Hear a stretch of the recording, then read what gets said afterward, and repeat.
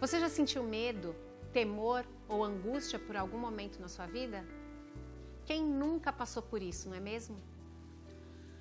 Hoje nós iniciamos uma nova série do Bíblia Fácil Tatuapé com o tema Ele Disse. Nessa série nós traremos algumas promessas de Deus para o seu povo. Agora eu quero te fazer uma pergunta. Quando você se sente assim ansioso, angustiado, com medo, qual é a sua atitude? Você? O que você faz quando você se sente amedrontado por alguma situação que você viveu ou está vivendo? Hoje nós vamos estudar, à luz da Bíblia, algumas promessas que Deus fez para pessoas como eu e você, que sentem medo neste mundo de aflição. Vamos juntos estudar pela Palavra de Deus aquilo que Ele tem de promessa para a nossa vida. Fique conosco com Amós e Paulinho no nosso Bíblia Fácil Tatuapé. Olá, são bem-vindos a mais este encontro de Bíblia Fácil Tatuapé. Nós estávamos com saudades de vocês e nós vamos iniciar uma nova série, não é isso, Amós? Isso mesmo. Obrigado pela sua conexão, obrigado pela sua audiência. É muito bom encontrar você novamente aí do outro lado para o seu programa semanal de estudo da Bíblia. E qual é o nome da série? Ele disse. Quem disse? É o que nós vamos descobrir. Quem disse, por que disse, como, onde e por quê. Estas perguntas e muitas outras, e outras respostas, né? As respostas a estas perguntas, nós iremos descobrir ao longo da nossa série. Nós temos como base dos nossos estudos a Bíblia. E ela tem poder para nos transformar, porque é a palavra de Deus. E nós vamos invocar a presença de Deus e de seu Santo Espírito aqui conosco e aí com vocês. Se você puder, feche os seus olhos conosco. Vamos orar.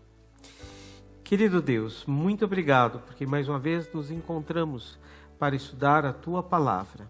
Que Teu Santo Espírito esteja em nós e entre nós.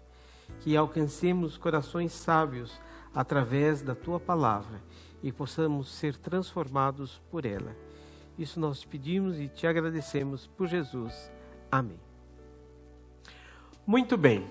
Você já se sentiu em alguma ocasião, talvez seja até este momento, de dificuldade, sentiu assim triste, abandonado, sozinho? Às vezes bate aquele sentimento, puxa, eu trabalho tanto, eu faço tanto, eu estudo tanto e não consigo vitória, não consigo êxito. Outras pessoas que não fazem nada vão avançando na minha frente e muitas vezes a gente às vezes sente sozinho, né? Abandonado. Eu não sei se esse momento você está passando por isso ou se em algum momento você já passou por isso. E como é que você saiu dessa situação? O que aconteceu para que você pudesse superar? E se você está nesse momento, vivendo esta situação, o que você pode fazer? E a gente vai encontrar respostas através dessa série e na Palavra de Deus. Amós, existe, falei algumas coisas aqui, existe algum personagem bíblico que você se lembra de ter passado por momentos assim de dificuldade, de ter trabalhado, ter lutado, sentiu-se abandonado, sozinho, não via perspectivas de melhora, de futuro? Você se lembra de alguém? Esse personagem que a gente vai falar hoje, um pouquinho, vai estudar um pouquinho da história dele, ele passava por um momento de desânimo, ele passava medo, adversidade, passava um momento terrível de adversidade. E é Gideão, nosso personagem é Gideão, e você que nos assiste, você vai encontrar a história dele no livro dos Juízes, a partir do capítulo 6, então tem a descrição da história, o que a gente vai conversar um pouquinho aqui, e você vai observar que exatamente quando começa a história de Gideão, ele estava tão amedrontado, e eles viviam, até como nação, uma situação tão complicada que ele estava escondido. Olha só. Então a gente vai pontuar aqui algumas coisas da história dele, mas eu recomendo para você a leitura na íntegra, especialmente dos capítulos 6 e 7 do livro dos Juízes. E aí você vai entender em mais detalhes o que a gente vai estar pontuando aqui. Talvez venha à sua memória, e acho que veio à memória de Gideão assim, Deus tirou o meu povo, os meus antepassados lá do Egito, eu sei, ele sabia da história do Mar Vermelho, do maná, como que Deus os guiou durante o deserto, como foi a passagem pelo Mar Vermelho, as dificuldades.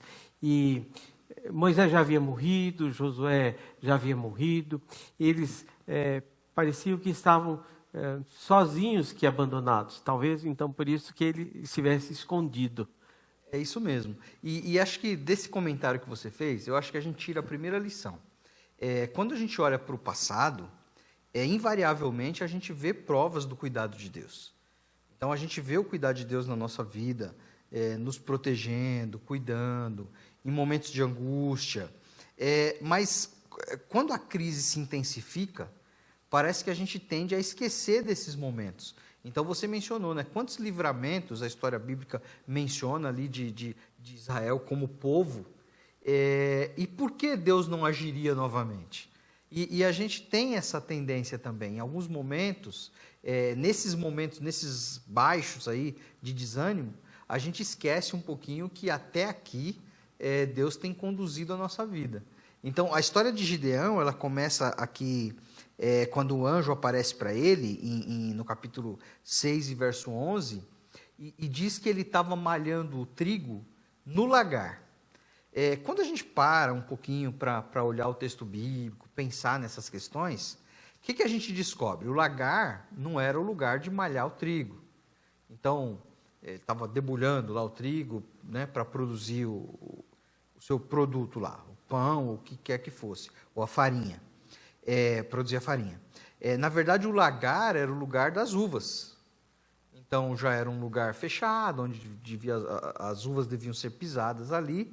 E por que Gideão, então, estava malhando o trigo no lagar, que era uma atividade que deveria ser feita ao ar livre, até porque ao malhar, bater mesmo o trigo, o vento ajuda no processo, né? De levar a palha e ficar ali só o trigo. Por que ele fazia isso? Ele fazia isso exatamente amedrontado pelos inimigos que circundavam ali o povo, e é isso que o relato bíblico vai contando. Então, eles eram frequentemente assediados ali pelos midianitas, pelos vizinhos, saqueavam suas coisas, era um confronto tudo que eles plantavam, constante. produziam, quando chegava o momento de colher os frutos, vinham os medianitas, os inimigos, e destruíam, levavam tudo. Exatamente. Essa situação Exatamente. que Gideão estava vivendo, e por isso talvez estivesse escondido ali. Já trabalhei tanto, agora é a hora de colher, de malhar o trigo, então, para eu não sofrer saques, eu vou ficar aqui escondido. Talvez neste momento ele tenha esquecido de como Deus havia livrado no passado. Talvez o pensamento e o sentimento dele, neste momento, fosse assim, de abandono, de isolamento. Deus se esqueceu, Deus prometeu, e agora parece que eu estou sozinho, né? Ele estava sozinho ali. E quem que aparece para Gideão e parece que muda a história aí? Então, é um ponto... aqui fala o anjo do Senhor frequentemente. Quando a Bíblia menciona o anjo do Senhor, o anjo com letra maiúscula, frequentemente está se referindo aqui a Jesus, né? Antes da sua encarnação, né? Como homem, frequentemente se refere a Jesus na sua pré-existência, quando aparece anjo de letra maiúscula aqui. E aparece, então, para ele, a palavra anjo significa mensageiro, né? Aparece para Gideão e diz o seguinte: olha, você foi escolhido para livrar o povo dessa situação. Então, veja, é uma ironia, ou uma aparente ironia. Justamente aquele que estava escondido é quem está sendo escolhido para liderar um processo de livramento. E veja que, além do medo, essa história ela tem outros elementos aqui.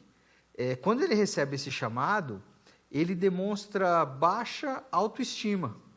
Porque ele diz assim: quem sou eu para poder livrar o povo?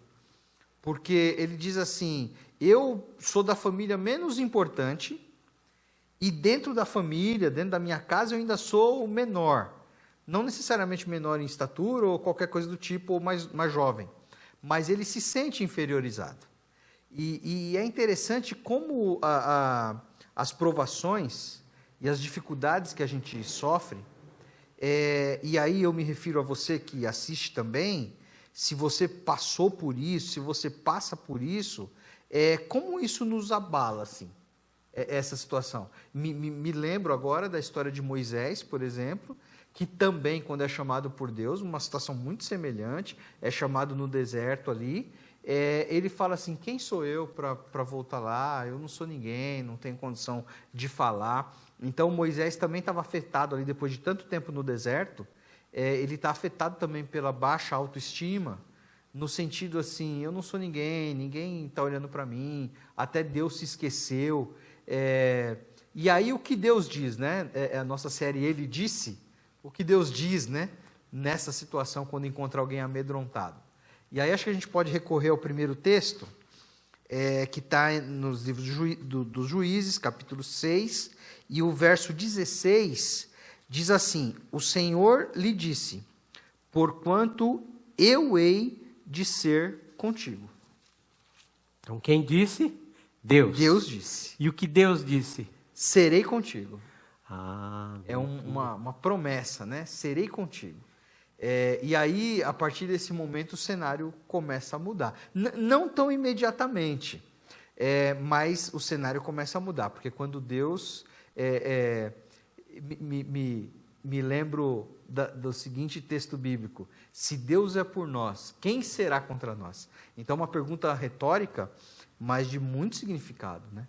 Se Deus está com a gente, quem pode se colocar contra? A gente, continuando a história de Gideão e lendo os versos, a gente observa uma mudança de atitude. Porque enquanto ele estava olhando para si, para as suas dificuldades, para os seus problemas, para o seu isolamento, para a sua possível fome, para a sua possível pequenez, ele não via horizontes, ele não via perspectiva. Até que Deus, veja como é interessante, né? Deus é que toma iniciativa, que vai em busca, que vai atrás e estabelece a ele um novo concerto, uma nova aliança, uma nova promessa, né? E Gideão deixa de se focar em si mesmo e passa a focar em Deus. E aí, então, o cenário muda. O que acontece depois disso? Sim, quando você fala, né, que Deus faz uma nova promessa, é muito legal você falar isso, porque antes do relato de Gideão, já havia uma promessa aqui, ó, eu vou só voltar um pouquinho, conectando com isso que você acabou de falar, capítulo 6, verso 10. E vos disse, eu sou o Senhor vosso Deus, não temais aos deuses, né, vizinhos lá dos amorreus, em cuja terra habitais, mas não destes ouvidos à minha voz. Deus está lembrando o seguinte, olha, eu já tinha feito a promessa que não é para vocês temer, não temam. Mas eles parece que se esqueceram, foi o que eu falei. Às vezes a gente esquece do passado, da condução de Deus na vida, e você falou coisas importantes aí. Quando a gente olha para nós mesmos, a gente enxerga limitações, né? A gente enxerga impossibilidades. Quantas vezes a gente tem esse desânimo, ou tem esse entendimento de que não vai conseguir determinados objetivos, ou que as pessoas abandonaram, ou que você está num projeto sozinho, né? Mas quando a gente começa a levar em consideração a parceria com Deus, então as coisas mudam a perspectiva. Então o Gideão, Deus aparece ali para ele, né? O anjo aparece, fala com ele, e ele pede um sinal. Será que é verdade? Então, assim, ainda é a natureza, né? A natureza humana. É a natureza humana, que é resistente ainda. Aí ele pede um sinal, fala assim, eu quero um sinal de que isso... E ele fez um sinal, ele pediu um sinal muito curioso. Ele ia colocar um novelo de lã, e ele queria que aquele novelo amanhecesse molhado e a terra seca. Do orvalho, né? E aconteceu assim. E aí ele deve ter pensado, mas pode ter sido uma coincidência, agora eu quero o contrário. Agora eu quero o novelo seco, o novelo molhado e a terra seca. E aconteceu de novo. Quando ele entende que isso é real, então aí ele começa então a regimentar pessoas, homens, para uma batalha ou para um enfrentamento com esses inimigos aqui que causavam esse problema.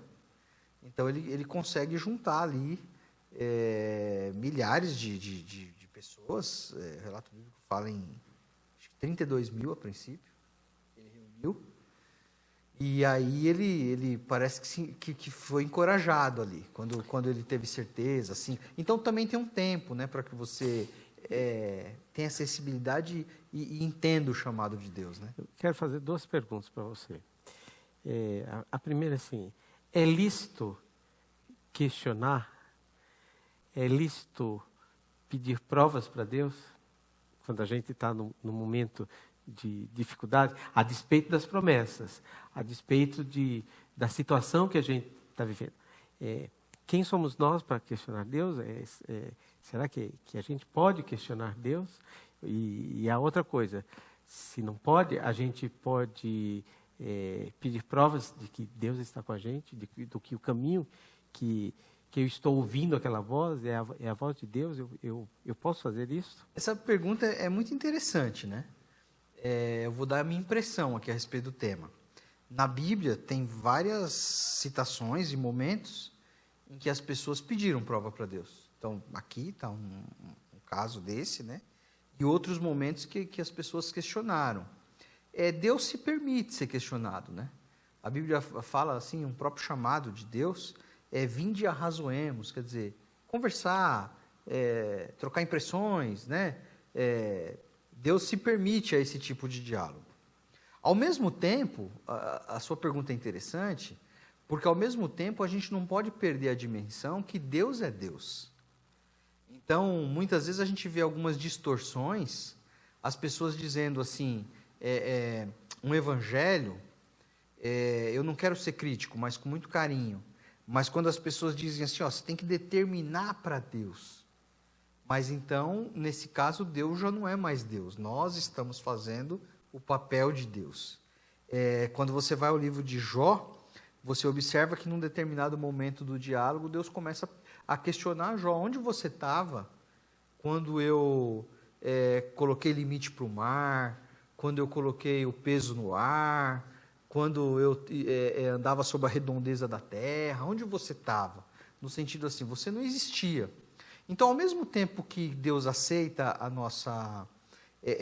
Deus aceita esse pedir provas, esse questionamento, Deus aceita, mas, ao mesmo tempo, a gente precisa entender, é a minha opinião, né? O limite dessa questão, porque Deus é Deus, né? Então, aliás, eu mencionei Jó, Jó eu acho que deu a maior prova de submissão a Deus, né? O Senhor deu, o Senhor tomou, bendito seja o nome do Senhor. No entendimento que ele tinha, né? Porque ele entendia que Deus havia tomado o que ele tinha. Então ele fala assim, não, se Deus deu, Deus achou por bem tomar, bendito seja o nome do Senhor. Então ele tinha essa dimensão de quem era Deus, né? Uhum. Então, de fato, a gente pode, mas eu acho que a gente não pode esquecer, né, que Deus é Deus. Então, aí Gideão teve prova suficiente de que Deus estava falando com ele. Deus não deu explicações, deu uma ordem para ele e fez ele lembrar, ou disse a ele a promessa de que ele estaria com Gideão, né? E que a vitória era certa. Sim. Né? A gente não tem tempo suficiente de ler todos os textos aqui, mas eu convido aí você a ler como é que termina essa história, como é que foi a vitória de Gideão, os 300 de Gideão. Você quer saber? Está aqui. Começa do capítulo 6 de Juízes e você vai entender como é que foi essa vitória. Eu queria que você desse uma mensagem, Amós, para nós hoje. Né? As pessoas estão, ou nós, no século XXI, estamos passando por grandes dificuldades. Há crise na economia, então pessoas estão perdendo o emprego, têm os seus salários diminuídos. No nosso país há uma inflação galopante, há um aumento de insegurança, porque as pessoas percebem na sociedade, não vamos entrar no mérito de política, mas percebem na sociedade que nós não podemos confiar nos homens, né? Então, não se vê uma luz no final do túnel diante do cenário atual que estamos vivendo. Porque há desemprego, há fome, há doenças, há pestes, as condições sociais do nosso país, do nosso povo, são precárias, né? A doença, a insalubridade, o desamor, a descrença, o desafeto, a intriga na família, né? Entre pais e filhos, entre marido e mulher, há uma grande competitividade entre as pessoas. E muitas vezes alguém está aí nesta situação. Perdeu talvez o emprego, alguém da família já adoeceu ou até morreu, trabalha com afinco, levanta de madrugada, eu acho que assim, 4 horas da manhã, às vezes até antes, para ir trabalhar longe, para conseguir o dinheiro para o sustento da sua família. E quando chega lá, às vezes é mandado embora, ou o local que ele trabalha fechou. E muitas vezes se sente sozinho, não tem com quem partilhar, com quem dividir, né? Talvez até escondido, como Gideão lá, né? Malhando, sozinho, se sentindo único, solitário, o menor. O que essas palavras que Deus disse a Josué, a Gideão, pode nos trazer hoje conforto e esperança? O que Deus está nos dizendo hoje? O que Ele tem para nos dizer? Para que nós que vivemos no século XXI, especificamente aqui no Brasil, na cidade de São Paulo. Eu quero recorrer ao texto bíblico, Evangelho de Mateus, capítulo 11. Eu acho que esse cenário que você descreveu, ele impõe uma sobrecarga especialmente emocional, né? Então, você descreveu aí algumas questões, o pai de família que perdeu seu emprego, ou não necessariamente o pai, a mãe, o chefe da família, a chefe da família, que perdeu seu trabalho e não sabe o que será o dia de amanhã, né? Pessoas, a questão da doença que você mencionou, alguns dias atrás eu falei com uma pessoa que tinha testado positivo para a Covid, e aí a pessoa mencionou medo. Não, estou bem, mas tenho medo. Tenho medo. A sobrecarga emocional é uma coisa terrível. Eu acho que, uma vez por outra, todos nós passamos por esse tipo de cenário. Então, se você que está aí assistindo, você está vivendo esse momento, nós queremos que você saiba que Deus tem promessas para você, Deus tem uma palavra para você. Ele disse... Evangelho de Mateus, capítulo 11, eu recorro ao texto bíblico, verso 28. O próprio Jesus está dizendo o seguinte: vinde a mim, todos os que estáis cansados e oprimidos, ou algumas versões sobrecarregados, e eu vos aliviarei. Tomai sobre vós o meu jugo e aprendei de mim, que sou manso e humilde de coração, e encontrareis descanso para a vossa alma. Porque o meu jugo é suave e o meu fardo é leve. É interessante que o jugo é um instrumento da agricultura e para colocar sobre animais, que é pesado. E ele tem o objetivo de deixar que os animais não possam escapar dele. Essa é a ideia. Então, quando 2 bois, por exemplo, estão fazendo um trabalho arando a terra, é bem verdade que hoje está sendo substituído por trator, por maquinário, mas nesse cenário aqui, 2 bois arando a terra, por exemplo, puxando uma carga, eles são presos pelo pescoço por um mecanismo, por uma madeira, alguma coisa muito pesada, e que os impede de sair daquela posição, o jugo, ou o que foi mencionado aqui. É um instrumento pesado e é um instrumento que impõe, né, força. E Jesus está dizendo o seguinte, usando o que eles conheciam desse instrumento, ele está dizendo assim, mas o meu jugo, quer dizer, andar comigo, é leve. É fácil, é tranquilo. Então, assim, se você está sobrecarregado, se você está oprimido, são palavras curiosas, as duas traduções. Sobrecarga, né? Você está carregando um peso que parece que você não está aguentando. Ou se você está oprimido, você está se sentindo pressionado por qualquer tipo de circunstância. Então, Jesus está dizendo assim, ó, partilha comigo. Vem comigo. Vem comigo. Caminha do meu lado. Que vai ficar tranquilo para você. É bem verdade que, em outros momentos, Jesus falou também que no mundo tereis aflições, mas tende bom ânimo, eu venci o mundo. No sentido de todos os problemas que a gente enfrenta e que todos nós enfrentamos, ninguém está imune a esse tipo de coisa. Se você tem vivido dificuldades, eu acho que esse é a palavra final. Entenda que você não é o único, eu acho que isso é importante. Você entenda que outras pessoas passam por esses momentos e entenda que Deus está com você. Ele fez promessas para Gideão, ele falou assim, ó, não tenha medo, eu vou estar com você. E agora aqui, no Evangelho de Mateus, ele fala, se está pesado para você, se você está carregando sobrepeso, se você está oprimido, eu tenho uma coisa leve para te oferecer, uma proposta leve. E eu diria que essa proposta é o cristianismo.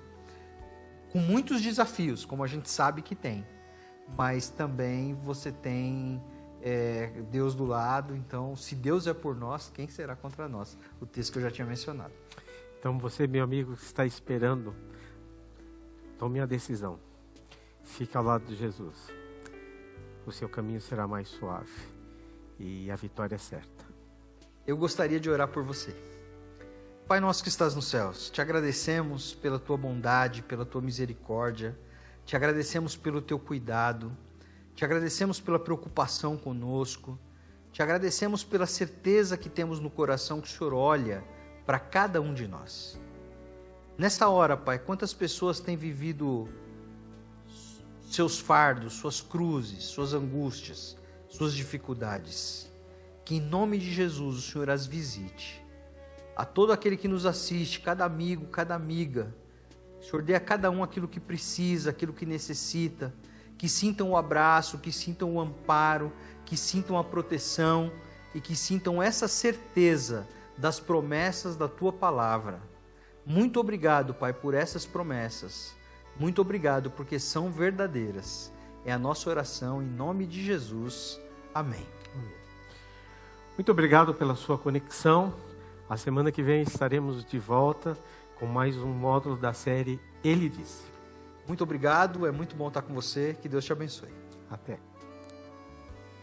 Que tema extraordinário, você não acha? Como é bom a gente poder seguir essa vida com as promessas e crendo em tantas promessas incríveis que Deus deixou para nós. Agora eu quero te falar uma coisa, esse não é o fim, ao contrário, é só o início da nossa série. Tem muito mais Ele Disse para você. Por isso nos acompanhe, todas as semanas, todas as quintas-feiras, às 20 horas, tem um episódio novo no seu Bíblia Fácil Tatuapé. Eu quero aproveitar e te lembrar que todos os sábados, a partir das 9 horas da manhã, nós temos os nossos cultos regulares aqui na Igreja Adventista do Tatuapé, Rua Serra de Botucatu, 1195. Caso você queira participar, você pode fazer a sua inscrição para reservar a sua vaga. Isso está acontecendo na nossa página adventistastatuapé.org. Você entra lá, faz a sua reserva e o seu lugar vai estar te esperando. Ele ocorre também às 10h45. Então, nós temos dois cultos, um às 9 e outro às 10h45, para você também ter a oportunidade de vir até aqui se inscrevendo no nosso site. Agora, caso você não possa participar de nenhum dos dois, acompanhe-nos pelas redes sociais. Aí sim, só pelo horário das 10h45, nós aguardamos vocês. Um beijo e até a próxima semana.